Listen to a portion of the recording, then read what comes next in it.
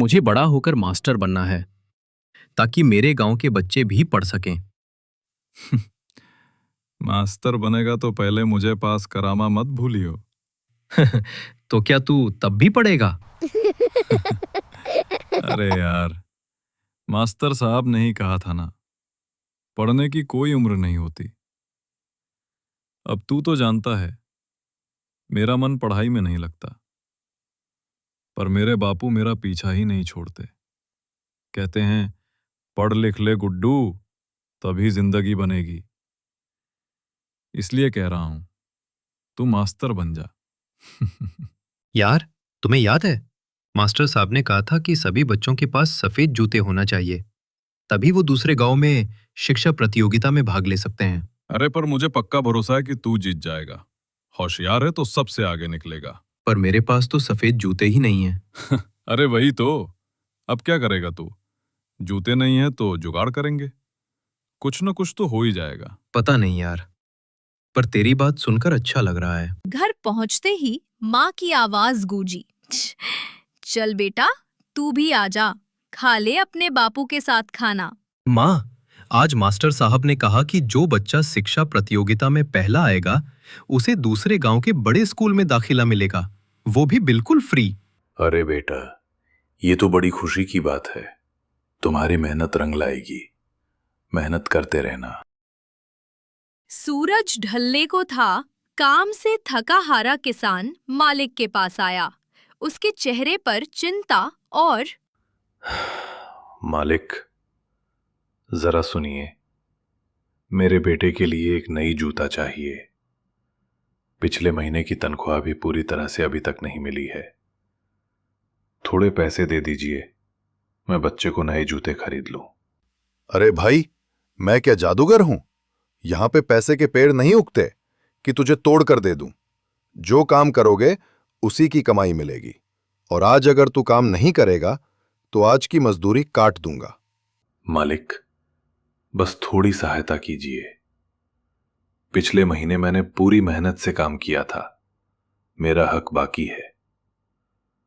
बच्चे के जूते के बिना वो प्रतियोगिता में भी नहीं जा पाएगा।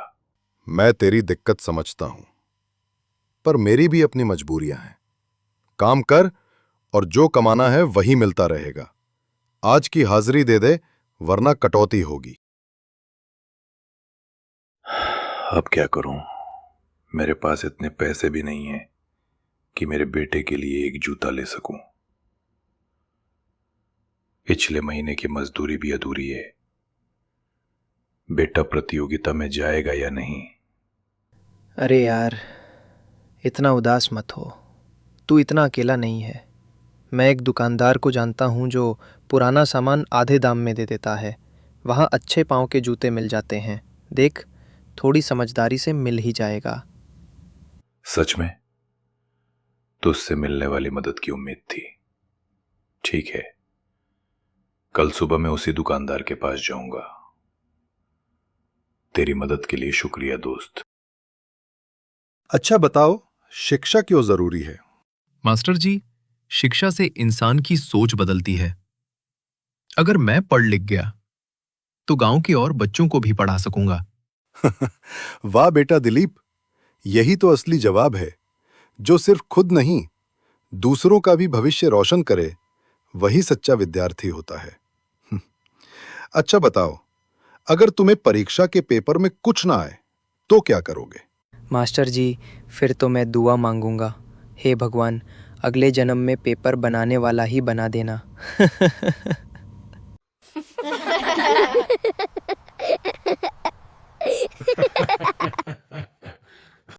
ईमानदारी सबसे बड़ी नीति क्यों होती है, कोई बताएगा? मास्टर जी, क्योंकि ईमानदारी से किया गया काम देर से सही लेकिन सच्चाई के साथ पूरा होता है। झूठ से मिली जीत कुछ वक्त की होती है, पर सच से मिली इज्जत जिंदगी भर रहती है। बहुत खूब दिलीप, यही होती है सच्ची समझ। धीरे धीरे रात गहराती जा रही थी। बाकी सब बच्चे तो सो चुके थे, पर दिलीप अब भी अपनी पुरानी कॉपी में लिख रहा था। एक सपना, अपने स्कूल का, अपने भविष्य का। पढ़ाई तो कर लूंगा मैं दिन रात, लेकिन वो सफेद जूते कहाँ से लाऊंगा? पर मेरे माता पिता कितनी मेहनत करते हैं मेरे लिए, और अब वो मेरे जूतों के लिए भी परेशान है।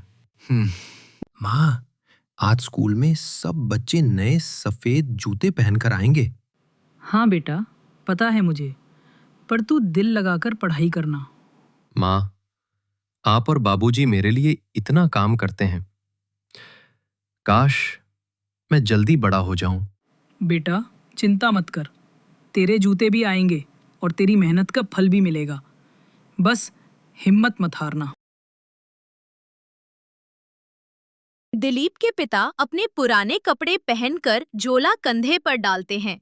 चेहरे पर थकान है, लेकिन आंखों में बेटे के लिए उम्मीद की चमक। अरे रामलाल भैया, कैसे आना हुआ आज? भाई साहब, जरा बच्चों के जूते दिखा दीजिए। नए नहीं, कोई पुराने ठीक ठाक हों तो। मेरा बेटा स्कूल जाता है। अरे, एक जोड़ी रखी थी सफेद जूतों की, लेकिन धो पोंछ कर पहन ले तो बिल्कुल नई लगेंगी। भाई साहब, बस वही दे दीजिए। कीमत जो हो बता दीजिए। अरे रामलाल, पैसे की बात छोड़ो, बेटे के लिए ले जा। ये दुकान भी उसी के जैसे बच्चों के लिए है। भगवान तुम्हारा भला करे भाई, आज तूने मेरे दिल का बोझ हल्का कर दिया। अरे दिलीप, आज सवेरे सवेरे मेरे घर? क्या बात है भाई, लगता है दोस्त की याद सताने लगी है ना? है ना, बोलना। अरे तू तो रोज मिलता है गुड्डू। सुना था तेरे भैया का एक पुराना जूता पड़ा है, सोचा देख लूं शायद काम आ जाए।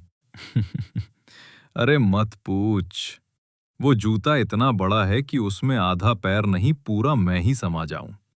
मेरी माँ उसमें कपड़ा ठूंस ठूंस के बोलती हैं। अब तो फिट हो गया ना, और मैं सोचता हूं माँ जूता नहीं पूरा ट्रक बना दिया आपने। अरे तू तो बड़ा नसीब वाला है, कम से कम जूता तो है तेरे पास। मेरे पास तो अभी तक सपना ही है सफेद जूते का।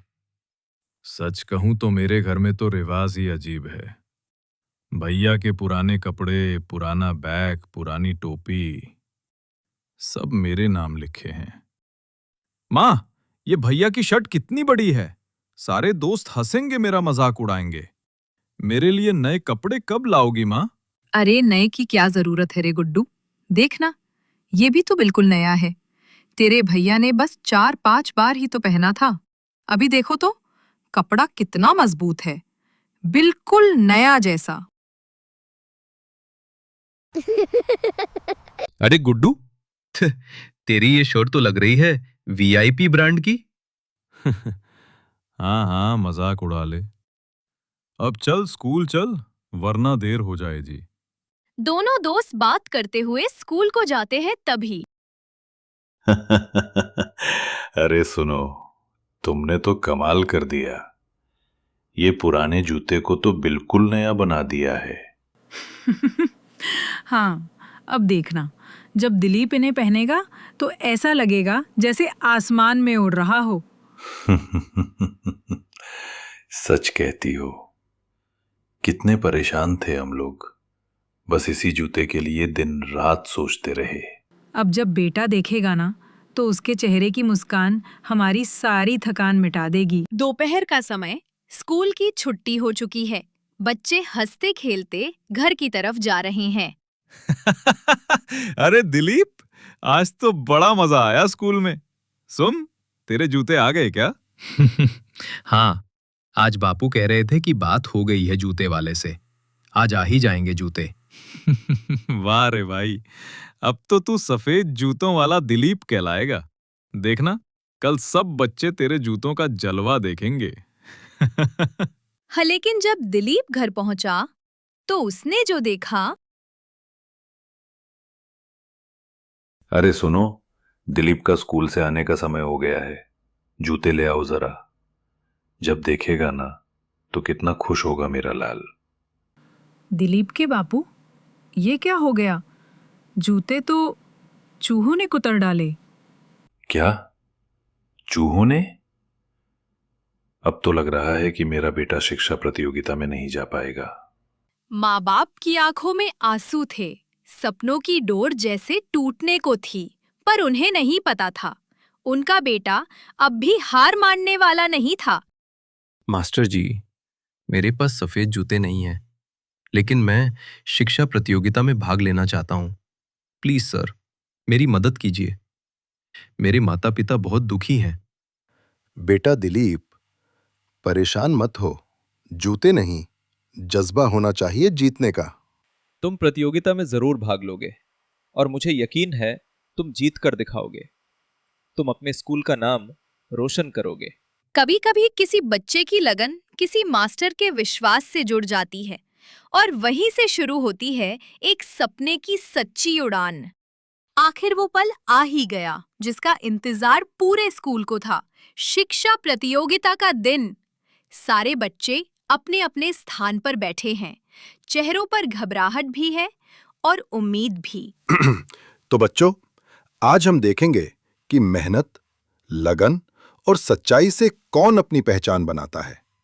पहला सवाल है, बच्चों बताओ, मेहनत और किस्मत में कौन ज्यादा जरूरी है? मास्टर जी, मेहनत ही असली किस्मत बनाती है। जो खुद पर भरोसा करता है, उसके लिए किस्मत भी मेहनत के आगे झुक जाती है। बहुत खूब दिलीप। ईमानदारी से बड़ा कोई गुण है क्या? नहीं मास्टर जी, ईमानदारी वो आईना है जिसमें इंसान का असली चेहरा दिखता है। अगर वो साफ है तो पूरी जिंदगी चमक उठती है। अब आखिरी सवाल, अगर तुम्हारे पास बहुत सारा पैसा हो जाए तो तुम सबसे पहले क्या करोगे? मैं अपने गांव के हर बच्चे के लिए जूते और किताबें खरीदूंगा, ताकि कोई बच्चा सिर्फ जूते और किताबें न होने की वजह से स्कूल जाना ना छोड़े। सब बच्चों ने बहुत अच्छा आंसर दिया, लेकिन दिलीप ने सारे सवाल का जवाब बहुत ही अच्छा दिया। उस पल दिलीप की बातों ने न सिर्फ मास्टर जी का दिल जीत लिया, बल्कि पूरे गांव को ये समझा दिया कि असली अमीरी पैसों से नहीं, ज्ञान और दिल की सच्चाई से होती है। माँ, देखो, मेरे नए जूते और यूनिफॉर्म मुझे स्कूल से मिले हैं। मैं प्रतियोगिता में जीत गया हूँ। अरे बेटा, सच में? ये तो बहुत बड़ी खुशी की बात है। तेरी मेहनत रंग लाई। खुश रहो मेरे लाल। आज तो तू बड़ा खुश लग रहा है। क्या बात है? लगता है तेरी माँ ने गाजर का हलवा बना दिया, हाँ? अरे नहीं रे, गाजर का नहीं, कद्दू का हलवा बना है आज। मुझे पता है ये भी मुझे खिलाया जाएगा। दिलीप और गुड्डू की ये मस्ती भरी बातें गरीबी में भी हंसी ढूंढने की मिसाल थीं। जहां जिंदगी सादी थी, पर दोस्ती बहुत मीठी। अगर आपको हमारी ये कहानी पसंद आई हो तो प्लीज लाइक कीजिए, सब्सक्राइब कीजिए और कमेंट करके हमें जरूर बताइए, ताकि हम आपके लिए और भी सुंदर कहानियां लेकर आए। गोलमोल कहानियां, बचपन की दुनिया, जहां हर कहानी दिल को छू जाए।